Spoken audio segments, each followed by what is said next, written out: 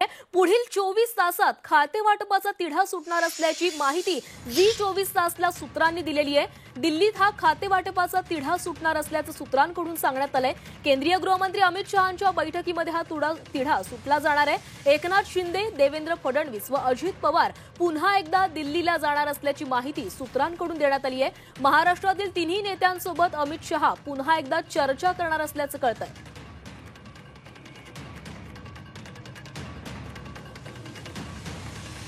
तर पुढील 24 तासात खाते वाटपाचा तिढा सुटणार असल्याचं कळतंय। जी24 तासला सूत्रांनी ही मोठी माहिती दिलेली आहे। दिल्लीत हा खाते वाटपाचा तिढा सुटला जाणार आहे।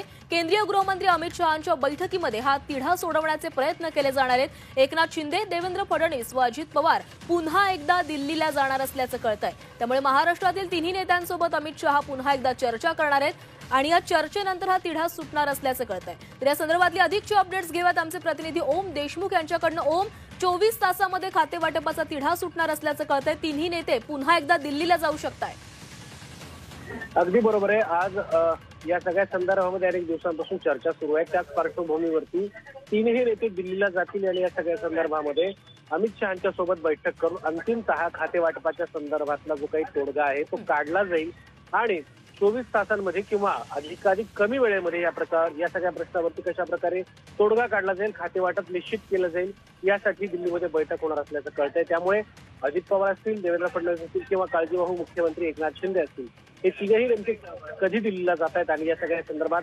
बैठक कधी होते, तोडगा कधी निघतो हे पाहणं महत्वाचं असणार आहे।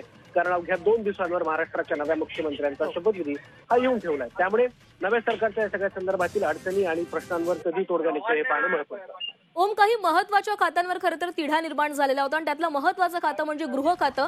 या खात्यावरचा तिढा सुटू शकतोय का? काय वाटतंय, भाजप स्वतःकडचं गृह खातं सोडू शकतंय का? अजिबात नाही। भाजपचा जो गृह खात्यावरचा स्टे आहे तो अधिकाधिक दिवसेंदिवस घट्ट होत चाललाय। कुठल्याही परिस्थितीमध्ये गृह खातं सोडायचं नाही हे भाजपनं निश्चित केलंय। तशा प्रकारचे फिलस, त्याच्या प्रकारच्या सूचना सुद्धा भाजपकडनं हळूहळू आता आपल्या मित्रपक्षांना दिल्या जातात। त्यामुळे आता उर्वरित जो खात्याचा विषय आहे तो मग त्यामध्ये युडी अर्थात नगरविकास असेल, महसूल असेल, फायनान्स असेल, या सगळ्याच खात्यांबद्दल आता चर्चा सुरू आहे। अंतिमतः शिंदेंचा आग्रह हा गृह खात्यासाठी असल्यामुळे गृह खात्यावरती नेमका काय तोडगा निघणार आणि गृह खात्यावरून निर्माण झालेला हा गृहकलह कधीपर्यंत शांत होणार आणि नव्यानं सरकारची स्थापना होईपर्यंत तरी हे वाद शमणार का हे पाहणं महत्वाचं आहे। नक्कीच ओम, तर 2 दिवसावर मुख्यमंत्री पदाचा शपथविधीचा सोहळा येऊन ठेपलाय। त्यामुळे आज दिल्लीमध्ये नेमक्या काय घडामोडी घडतात याकडे लक्ष राहणार आहे। धन्यवाद तुम्ही दिलेल्या सविस्तर माहितीसाठी।